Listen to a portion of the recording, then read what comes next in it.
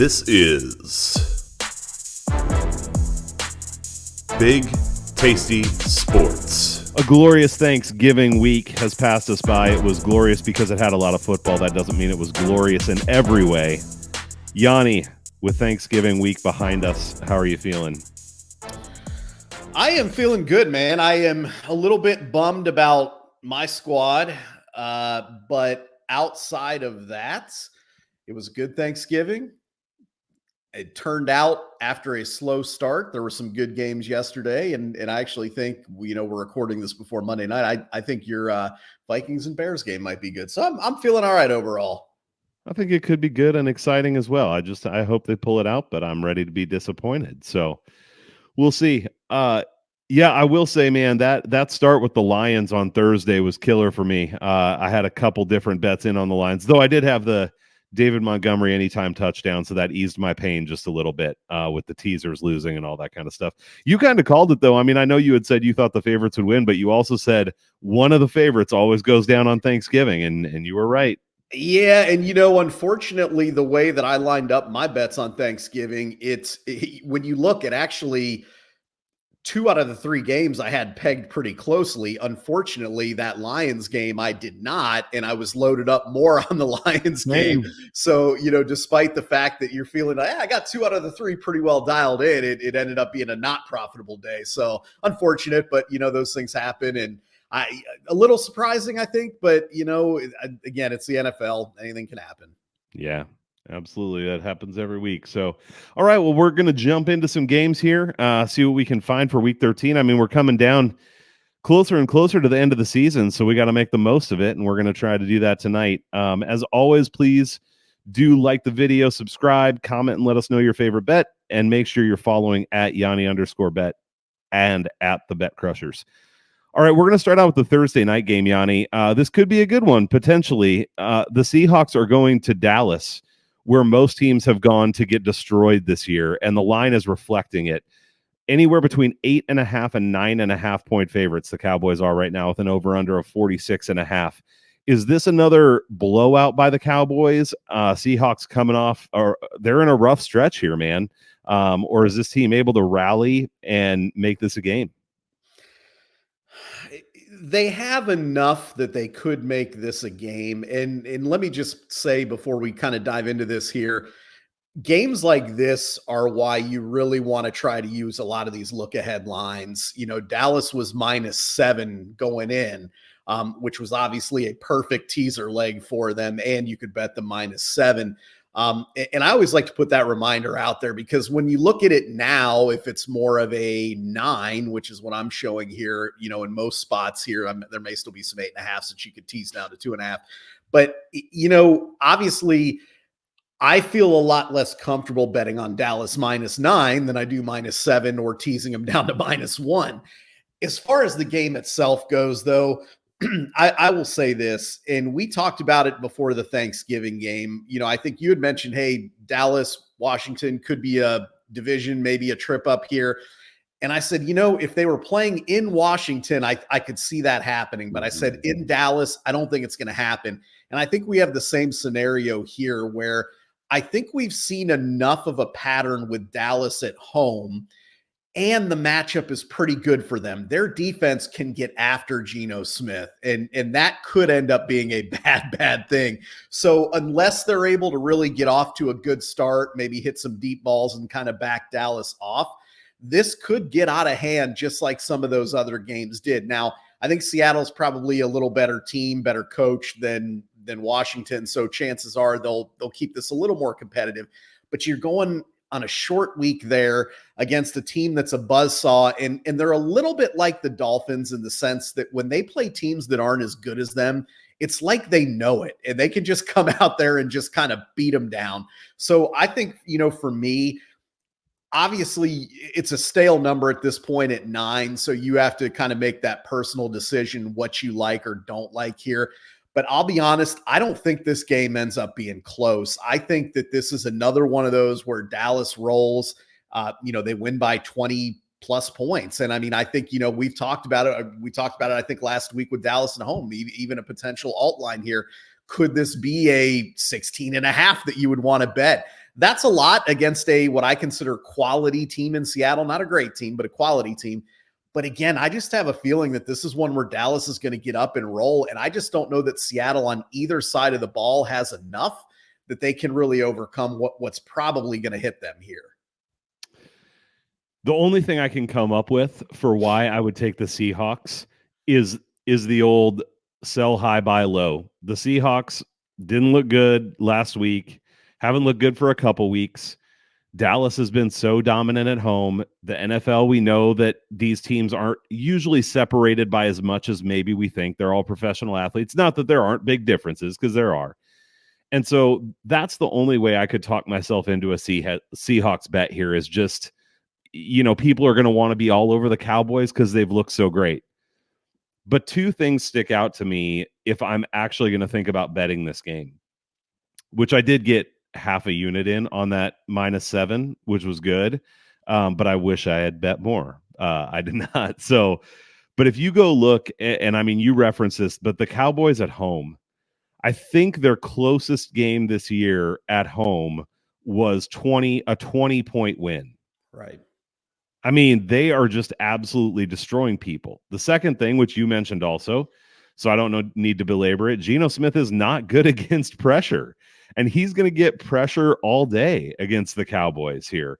I didn't see if Kenneth Walker is going to be back. Do you know if he's supposed to be back or not? I have not seen initially, and this goes back a week when he was initially ruled out. I thought they had said it was probably going to be a 2 to 3 week injury. Now, I don't think that was confirmed, so I haven't seen yet. But my guess, if I'm guessing, is he's not back.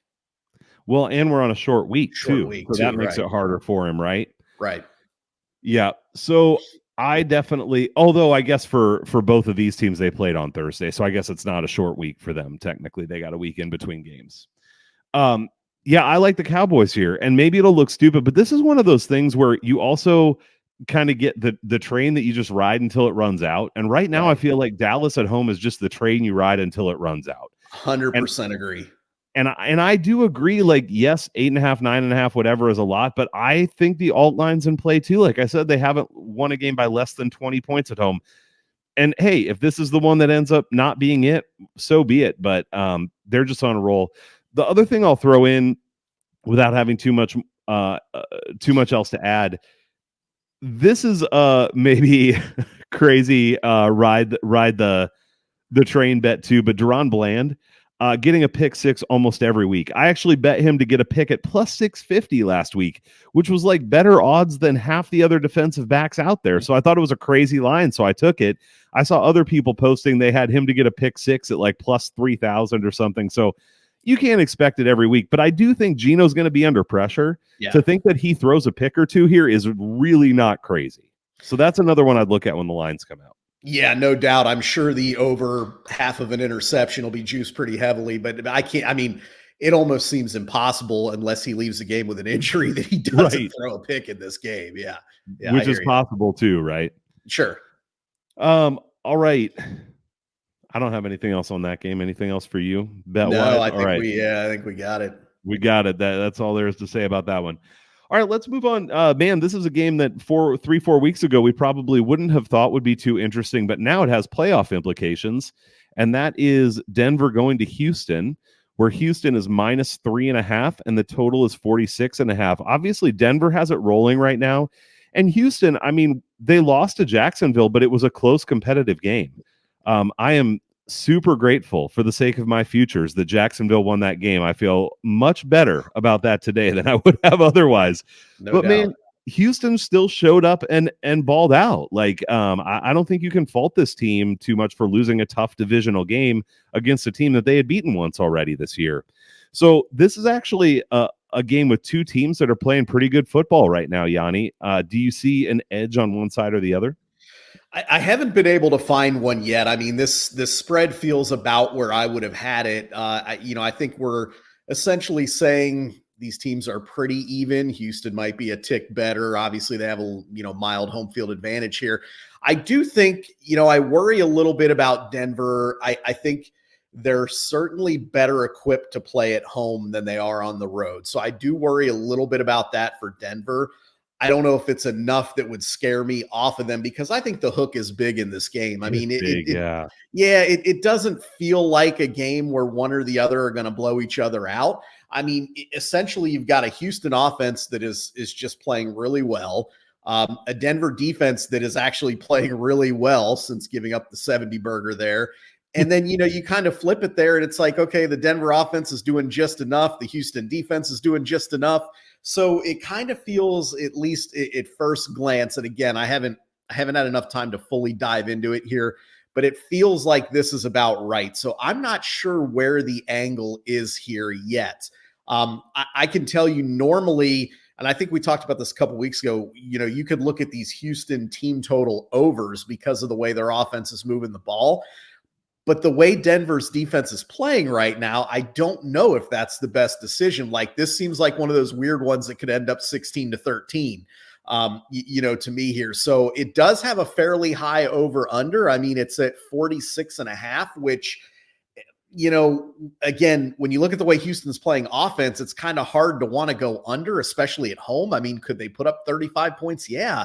But I would say if you said you got to bet one thing right now in this game, I would probably take the under here. I feel like it's just kind of going to be a little bit more of one of those grind them out games where, maybe Houston wins by a field goal and it's 20-17 or something like that. So again, I haven't done enough research to really fully give a great perspective on this, but first glance, the under is really the only thing that gets home for me.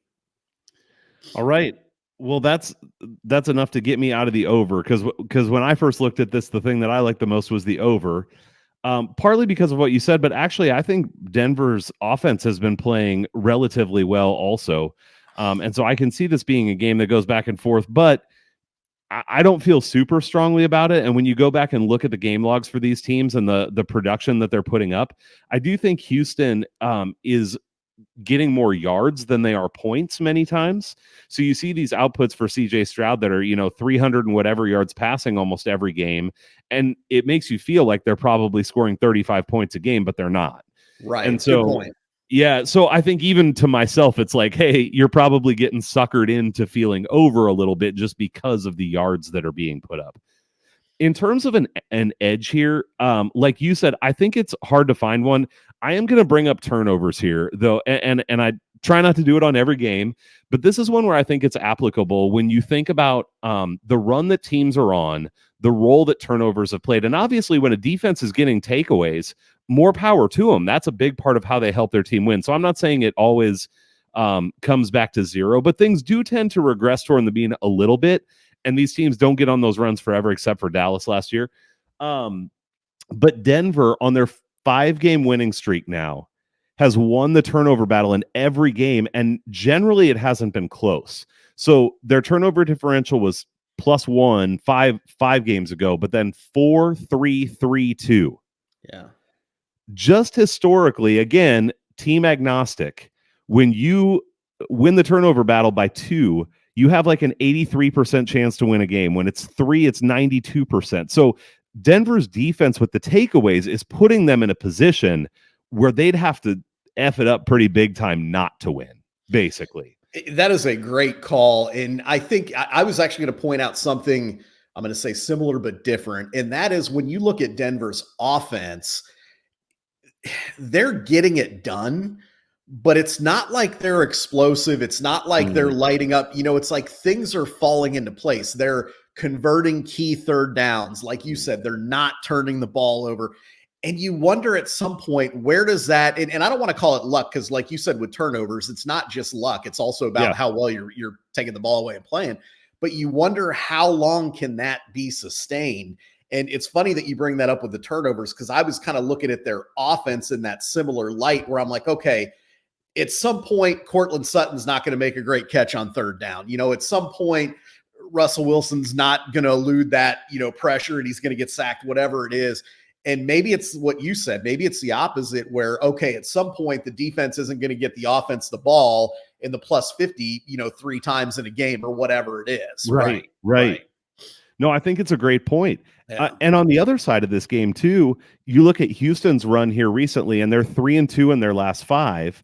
But in 3 of those 5 games, they've lost the turnover battle, and it's not a substantial. It's -1 in those 3, but they're 2-1 in those games. And one of the things I've just been toying around with in terms of how to use this information is on one side you could say, well, Denver's defense is getting a bunch of turnovers and putting them in a place to win.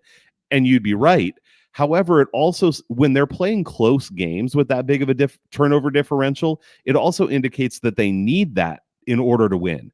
Where Houston, on the other side, they're winning games even when they lose the turnover battle, which indicates that they're a good enough team to be able to overcome a mistake or two. Now, if it's 4 or 5, yeah, like they're probably not overcoming that.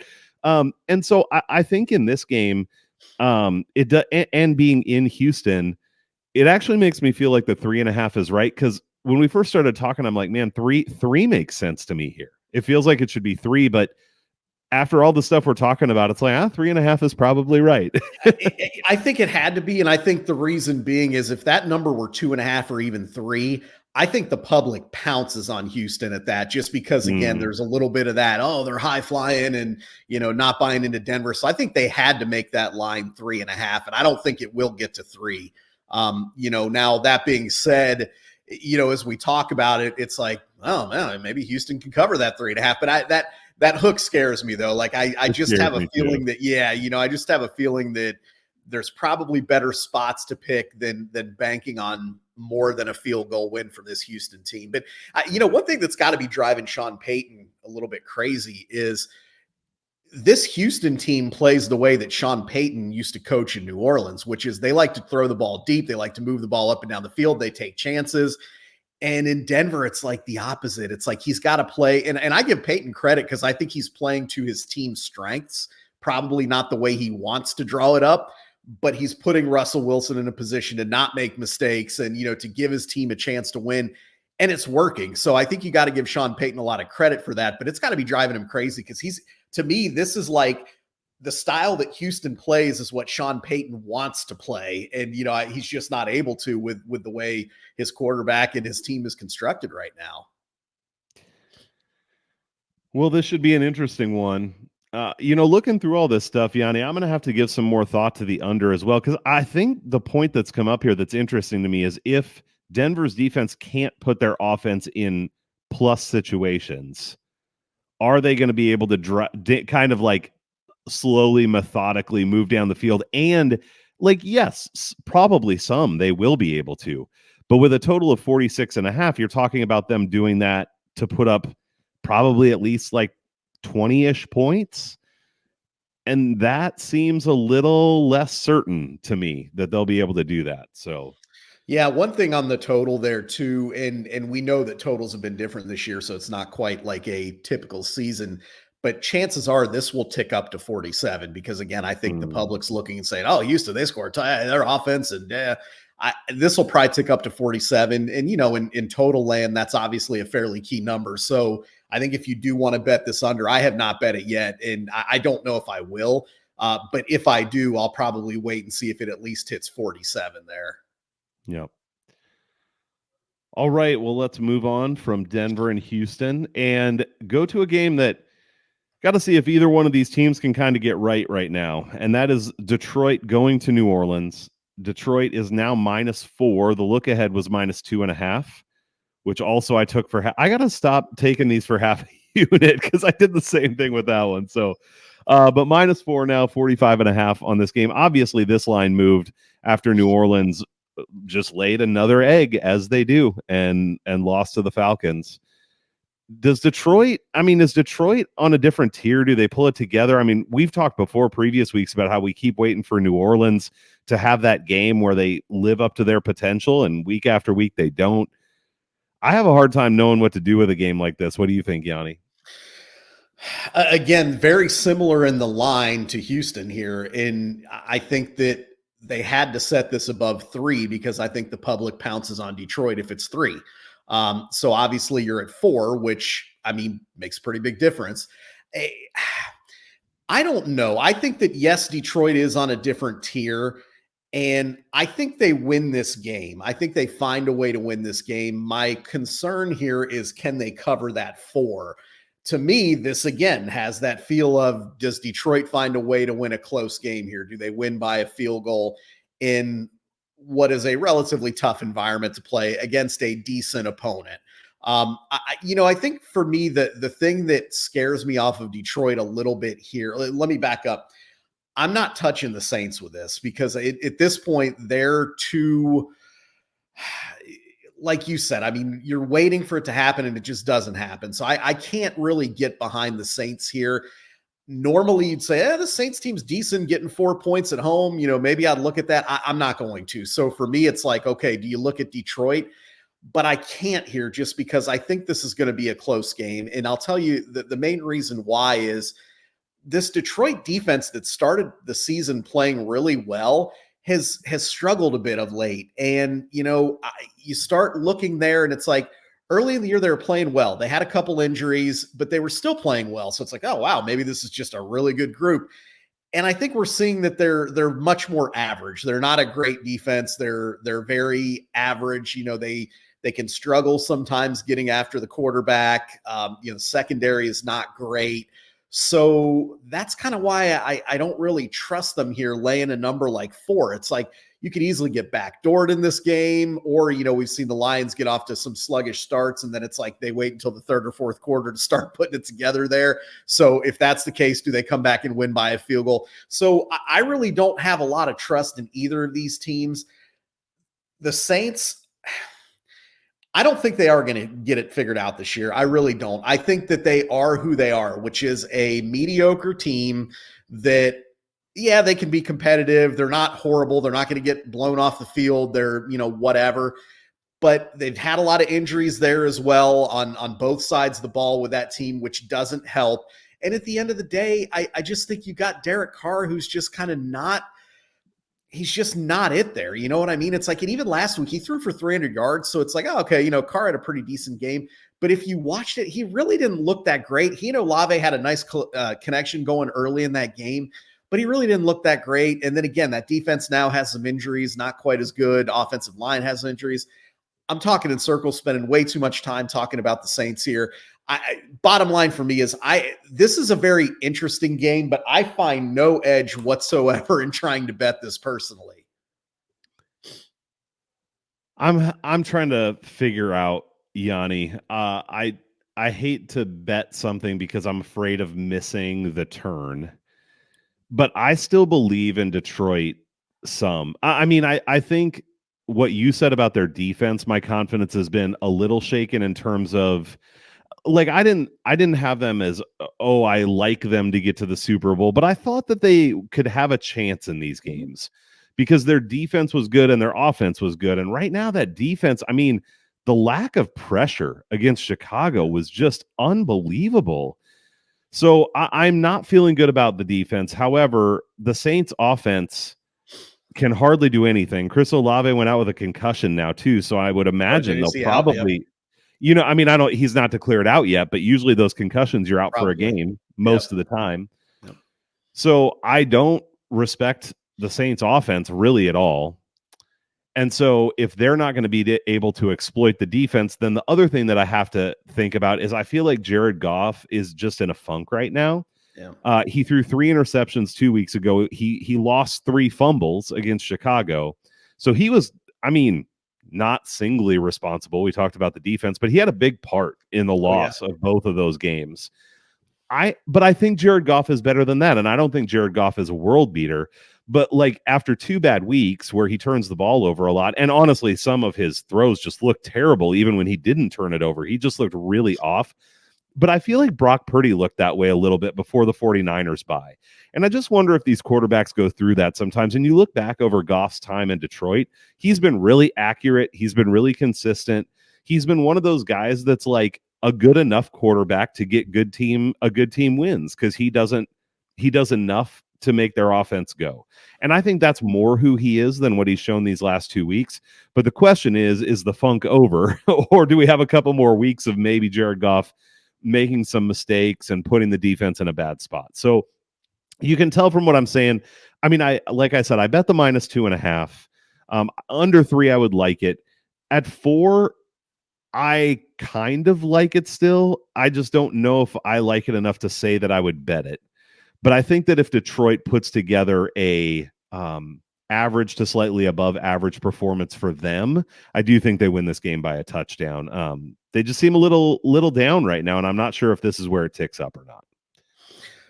It's a great call. I mean, it really is. I think you're right as far as the betting perspective goes. Nice work grabbing the 2.5. I think it's an auto bet if you had 2.5. I mean, if it were sitting at 2.5 to right now, I think everybody in the world's pounding that. So nice work scoring that. I just, the 4 for me, it's just a little too much, like you said. And this could be the week where the Lions put up 35 points and the defense plays better and they win by 12 points. But I'm not there yet. I'm not there. Yeah. No, I feel you. And this is one where this is one where like a couple years ago, I think I would have bet it because this is the kind of stuff I talked myself into. Yeah. But as I've gone on longer, it's like I've lost enough of those bets to be like, yeah, I need to wait. This isn't one I need to bet. So, yeah. All right. Let's go on to what should hopefully be a really good game with the 49ers coming to Philadelphia on Sunday. I believe this is. Or is this a Sunday night game? I think this might be the Sunday night That's game. Sunday Night Football, I believe. Yeah, I think so. Yeah. No, it's a 4:00 game. I'm sorry. Oh, it is. 4:25. Yep. Mm-hmm. That's a bummer. This would be a good Sunday night game. It would. Well, it is what it is. San Francisco on the road against a team with 1 loss, and they are the favorites, -2.5. 46.5 total. So for the totals we've seen in the NFL this year, this is on the higher side. San Francisco obviously has gotten it straightened out pretty quickly after their bye, looking good as they were for most of the season. Philadelphia keeps finding ways to win. I mean, I'm going to say this really quick, and then I'll toss it to you. I saw somebody on Twitter talking about how the Eagles are this year's Vikings, and I think it's bullshit. And here's why. The Vikings last year, they were okay. And the way people talked, we did this many times. Like, people talked about them worse than they actually were. But they were a paper tiger. Like, that defense was never going to be good enough to get it done for them, and everybody knew it. And yes, they got lucky and won a lot of close games. I mean, that Bills game, my gracious, like the luckiest game that any team has ever had in the NFL. So the Eagles are not that. The Eagles are a talented team. They have strength on both the offensive and defensive line. Has it been consistent every week? No. But the strength is there on both lines. They have a good quarterback who's mobile. And I would actually say one big thing for me in this game and moving forward is Jalen Hurts looked a lot more mobile this last week against the Bills than he had for a while. So I wonder if that knee is getting better. They've got A.J. Brown. The defensive secondary is decent. Like, this is not there's not a place on this team that's super weak. If you want to say that there's a team in the NFL this year that is this year's Vikings, it's the Steelers. That's the team that's actually not very good but keeps winning games. Yeah. So all that to say, sometimes I get worked up about things I see on Twitter, Yanni, so I got to talk about it. But I just got to say, like, the Eagles are a good team. Have they gotten a little lucky? We talked about this before we started recording, right? Even this last week. Did they get a little lucky? Yes, they did. But that doesn't mean that they're not a good team. And so I expect this to be a good game. San Francisco does have it rolling, though. So what do you think happens when these two, I would say NFC Titans, along with the Cowboys right now, face off this week? You gave a nice breakdown, I think, just now on Philadelphia and who they are. They are a very good football team. They are a top 5 football team for sure, probably top 3, maybe 4. And you could argue they're the best football team. I mean, you could sell people on that argument. I think what you said is very true. They don't really have any glaring weaknesses. I will say the one thing that hurts them a little bit is not having Dallas Goedert. That takes a little bit of a dimension of the offense away that I think is a huge strength for them. And I don't think Goddard will be back this week. I don't think. I don't know that. They didn't put him on IR, so I think there was some speculation of how quickly he could come back, but it was a fracture, so I can't imagine he'll be back this week yet. I wouldn't think so. And I mean, to me, that's big. We talk about the critical injuries.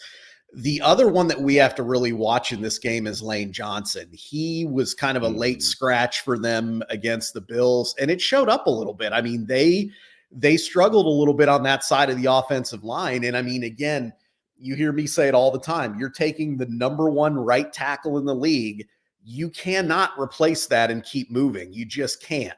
So I think we have to watch that, especially in a game where you're going to be lining up across from Nick Bosa and Chase Young and Randy Gregory and these guys that are going to be rushing off the edge here. You need to have your horses in there. So that's one thing I think we definitely need to keep an eye on.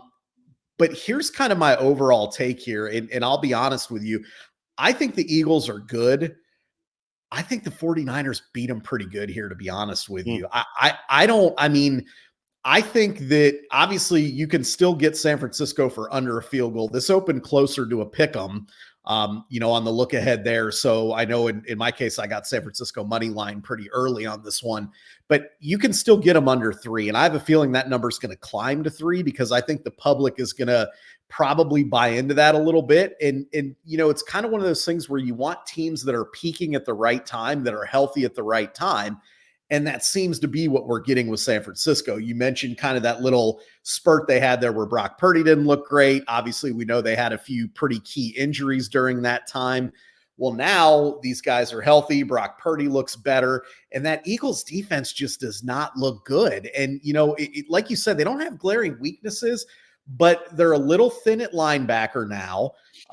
I think we're starting to see some guys like Brandon Graham, Fletcher Cox to a lesser extent kind of age themselves out a little bit.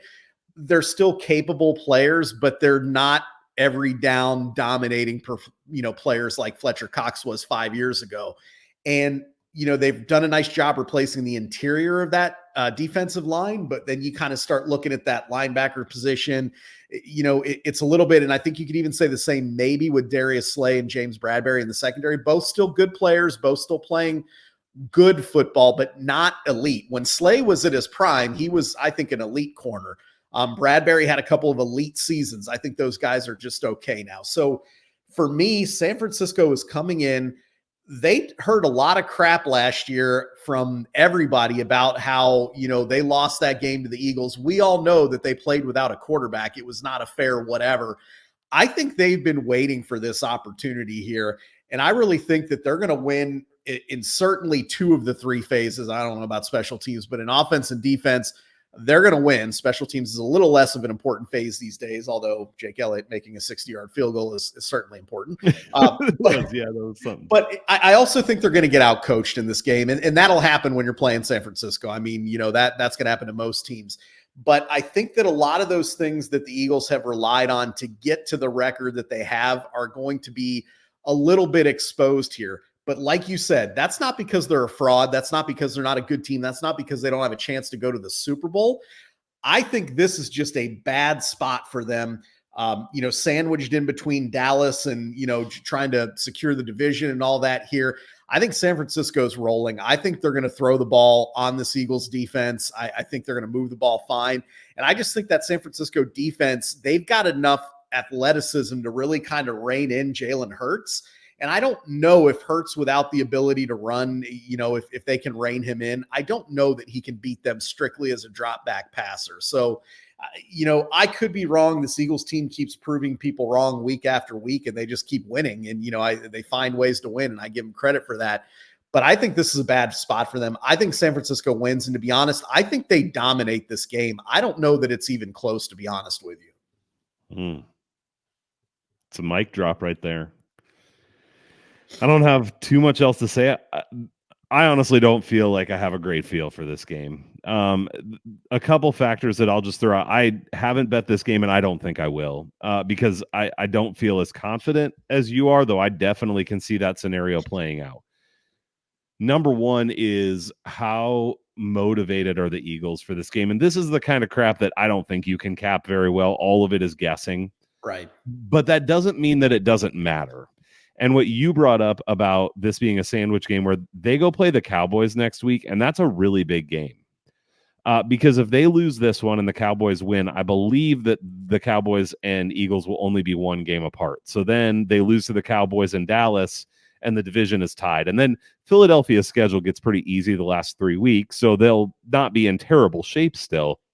But I think that game next week is huge.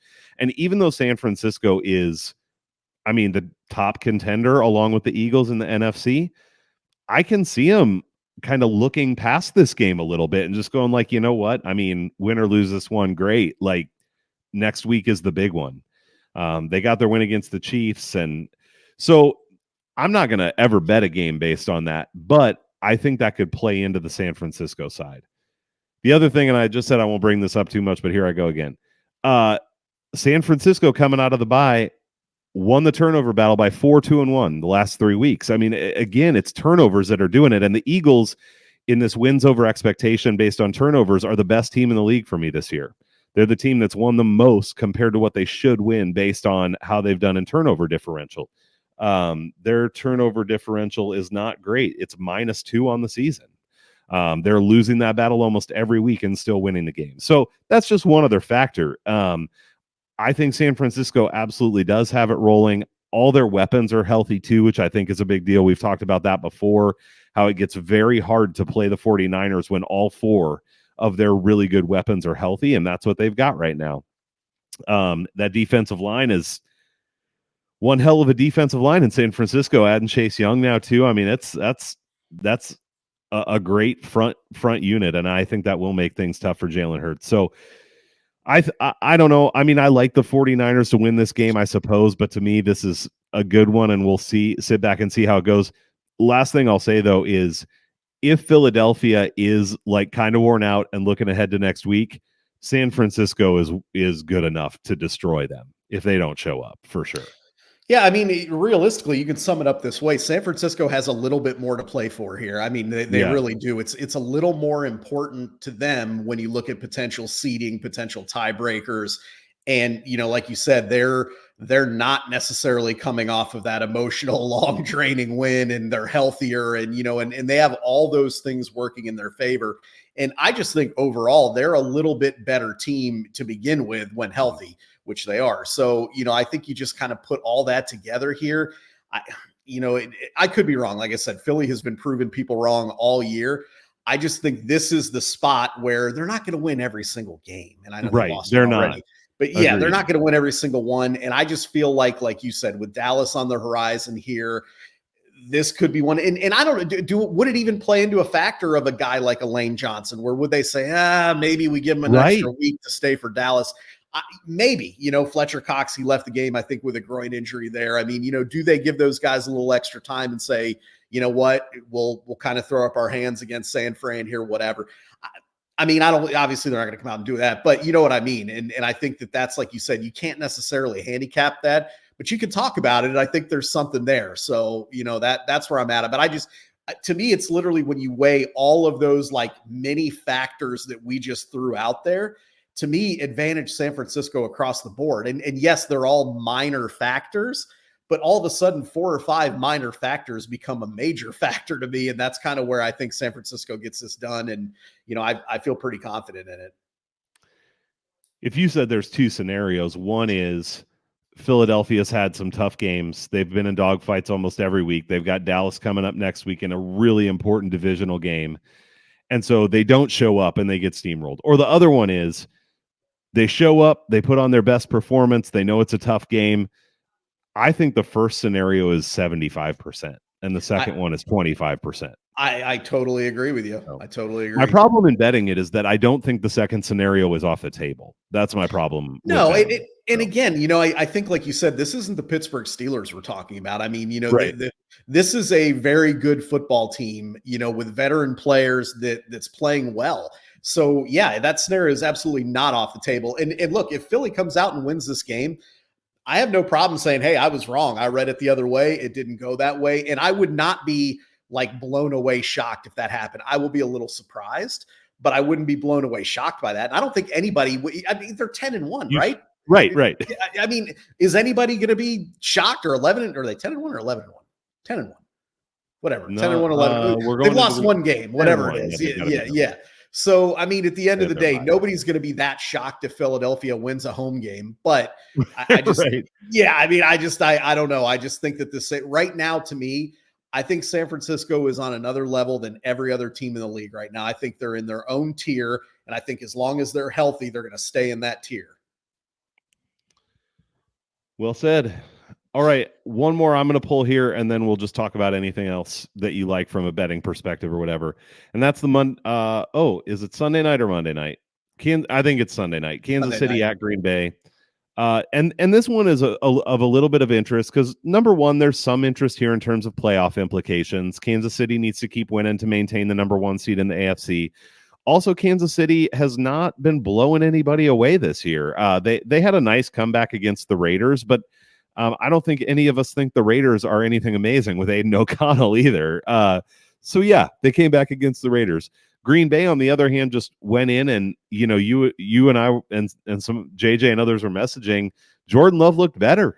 He looked better in that game than he's looked throughout the rest of the season. So it's interesting to me from that perspective of one team that's sort of, we know they're good, but they don't always seem great. And then another team that looked good at least last week. And this game is in Lambeau. So -6.5 on Kansas City. I think a couple weeks ago we would have said -6.5 here was a gift. Is it now? If you're taking Green Bay, maybe. No, All right. No, I mean, again, we talk about these lines being where they are, and I think this is probably where this line should be. But there are a lot of swirling variables in this game that make this one, to me, hard to cap here. We saw Kansas City get off to a horrid start against the Raiders, and literally, it's like you see the beginning of that game, and you're like, maybe this Kansas City team sucks. Like maybe they're just not any good. Right. I mean, honestly. And then, all of a sudden it's like, okay, here, back to normal here. The offense guy. And I think the most beneficial thing for the Chiefs is they got that offense clicking. And yes, like you said, it was a Raiders defense.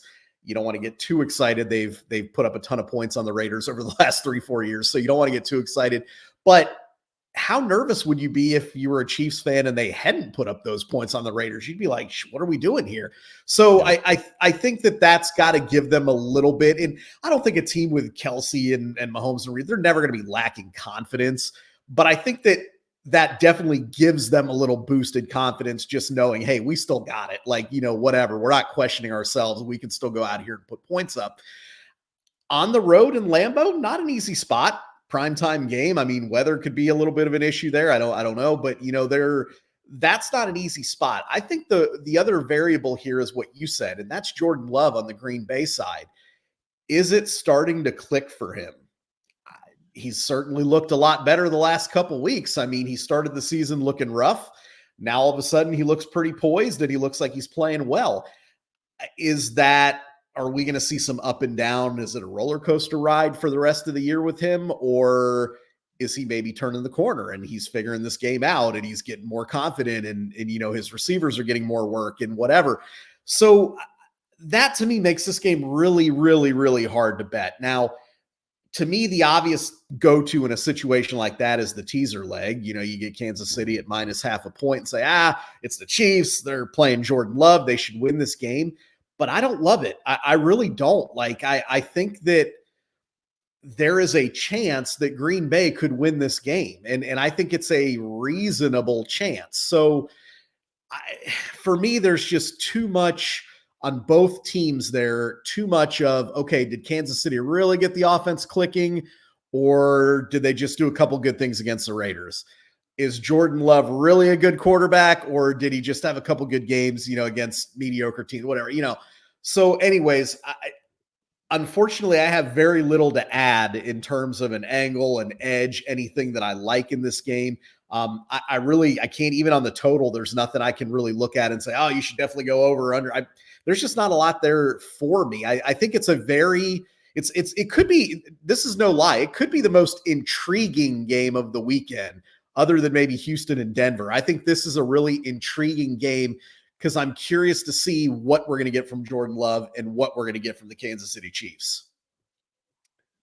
I'm going to ask you a question, lean on your football knowledge here a little bit. How do you feel about Kansas City's secondary? I like Kansas City's secondary. I think their corners are very good. Safety's okay. I think Spagnuolo does a nice job of putting them in good positions, and he trusts them. He puts a lot of confidence in them. So with that being said, if you're asking me, what do I think about their secondary? I think it's one of the better secondaries in the league. All right. And yeah, I like them too, but I respect your knowledge on that stuff more than my own. So I wanted to see what you thought. Jordan Love looked good last week. I can't get around that. I think one of the things he looked best at was throwing the ball down the field. And there are a couple things that are involved with, and he made some good short throw. I'm not saying like, oh, he didn't make any good throws except for the down the field, but he threw the ball down the field really well. One of those first throws to Christian Watson. I mean, it looked good, and he was putting it on the spot. Like, they were really nice throws down the field. The reason I ask is I think if you take that away, he's going to struggle more. I think being able to stretch the field was a big deal for Green Bay against Detroit. And the other thing that allowed him to do that, and this we messaged about, is Detroit could not get pressure at all. Kansas City's defensive line can get pressure, and I think Chris Jones is going to be really big in this game. However, you go back and look at Chris Jones' stat lines, he's not been he's been dominant at times, and he's just gone away at times. And so I think he needs to show up in this game and put pressure on Jordan Love to help take away those deep throws. If that happens, I think we see a Jordan Love that's a little bit more like what we've seen the rest of the season, and he could be progressing. I mean, any young quarterback, as they get more and more game action, I'm not saying Jordan Love isn't going to be a decent NFL quarterback. I also don't want to throw away what we've seen the whole season off one good game that he played. And so I think if that pressure is there and if the coverage is there, and Kansas City's relied on their defense a lot this year, right? I'm not convinced that all of a sudden after one game against a team that couldn't get pressure on the quarterback, all of a sudden Green Bay's offense is really good. Yeah. Maybe Green Bay's offense is okay, but they're going up against a good defense here. So I actually would be a bit interested in the under here. If Kansas City can stymie Green Bay, you talked about it earlier. This Kansas City offense is not exactly firing on, well, maybe they're firing on all of their cylinders. They might not have any more cylinders, so they've scored as much as they need to, but they're not super dynamic. So I could see this game in Lambeau being like 20-17 or 20-14. So I guess if I'm saying that, I'm saying Green Bay plus 6.5. I don't feel great about that. If you force me to bet a side, it would be Green Bay plus 6.5, mostly because I see it being lower scoring. The total here is only 42, so it's a fairly low total. I do like the under, but I have not bet that. And yeah, I guess maybe I would consider teasing it because I do think Kansas City is the better team still here, and I think that we're getting a little. I'm not saying you, but people in general, a little hyped on Green Bay. And it was a good win. I'm not taking it. It was a good win against Detroit. Yeah. But also, like we just talked about, Detroit didn't take care of the ball either, and that sure helped out some. So I like Kansas City to win this game, but I think I don't see it being a blowout though. So yeah, no, I'm with you on that. I think kind of like I said, I think if you forced me, I would probably take the points, but I just it's less than a touchdown, and that like you said, I share the exact same concerns regarding Jordan Love that you brought up, which is he looked good without much of a pass rush against a not great secondary. I think, like you said, I mean, Steve Spagnuolo is going to get pressure on him, whether it's with 4 men or whether he has to bring extra pieces or a combination of both. He's going to get pressure on Love and make him make decisions and make throws. Whether or not Love can handle that, that's kind of the question mark that remains to be seen. We'll see. And if Jordan Love shows up and balls out in this game, man, that would be a great look for him, honestly. I mean, it'll be interesting to see if that game against Detroit was sort of a one-off or if this is a progression for him. It'll be exactly that's it. Is this a roller coaster ride or is he truly kind of turning the corner here? And you're right. I mean, if he comes out and plays well in this game, I mean, that's kind of his like debut party, right? Like, hey, he's got this thing. He beat Kansas City at home, where he played really well against Kansas City at home. So I think it's kind of what I said. I think this is a really intriguing game. It's a big game really for both teams in a lot of ways. Obviously, statistically, Kansas City has more that, to play for, but and the Packers aren't dead either. They're not. They're hanging in there in the NFC. So, they're hanging in there. And their schedule isn't that hard after they get through Kansas City either. It's not. You're right. It's not. Yep. All right, man. Well, some good stuff. Why don't we go through and pick off if there's anything else you like this week from a betting perspective, or just, things you want to draw out from the rest of the slate that we did not discuss yet. Yeah, I don't know that there's a ton that really catches my eye. I think that there's some nice teaser angles. I think Jacksonville is a great teaser angle. That Bengals team is done. They're done without Joe Burrow. They fought hard against Pittsburgh, but that's their rival. That was at home. Now they're going on the road, knowing they're eliminated against Jacksonville. They're not winning that game. I'm sorry, they're not winning that game. So I think Jacksonville is a nice teaser leg that you can play there. And I think there's several teaser options. I mean, we talked about a couple of them already. I think you could even, I'm not going to go there. I was going to say you could even consider the Chargers, but I don't think I don't want any part of them at this point. It's just New England is so bad.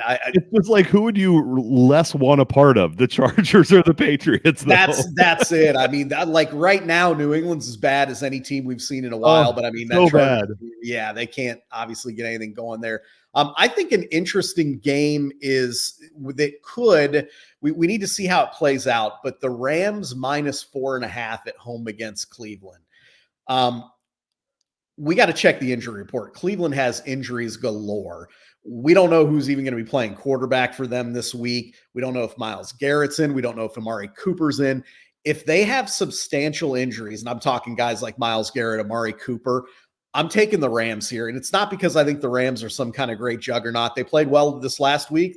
Offense looked good. Defense looked good.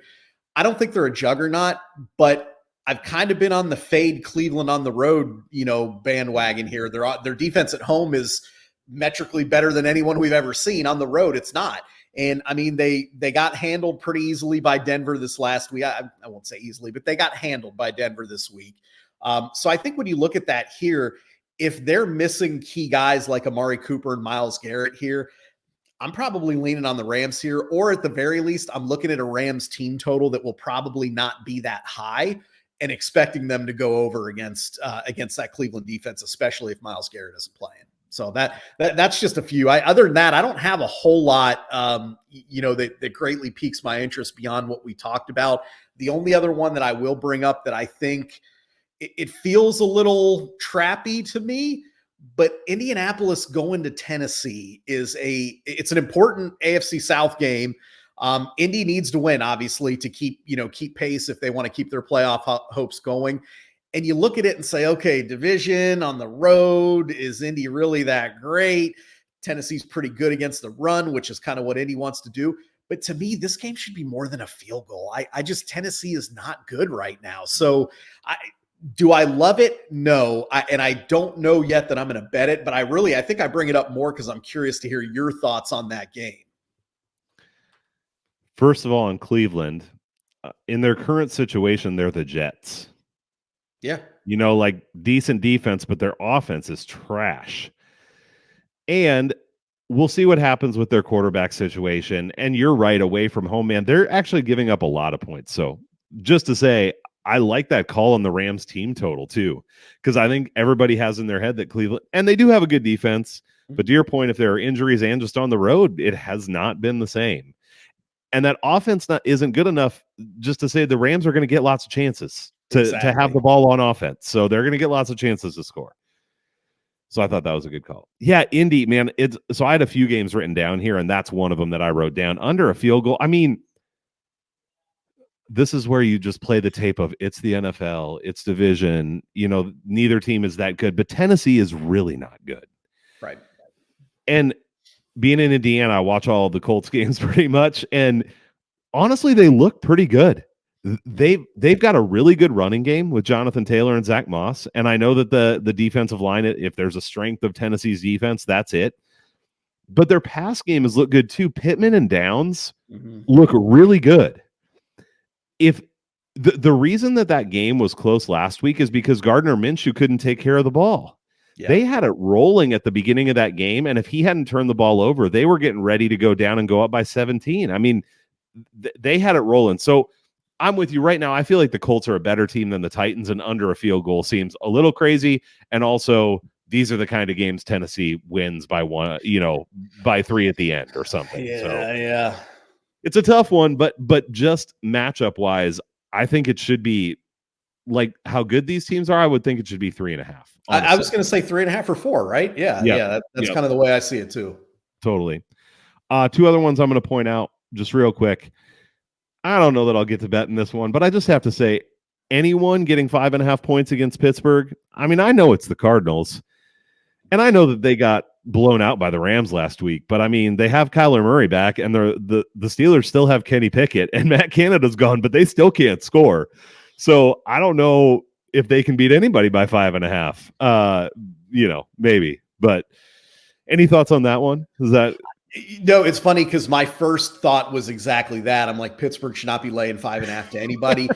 But I saw enough, and I haven't watched the whole game, but I saw enough of the Cardinals that I'm like, well, where are they at this point? So, are they going to show up? I mean, again, we could be looking at bad weather out there. I mean, who knows, man? I could totally see Pittsburgh winning that game 13-3 or 14-6 or something like that. Yeah.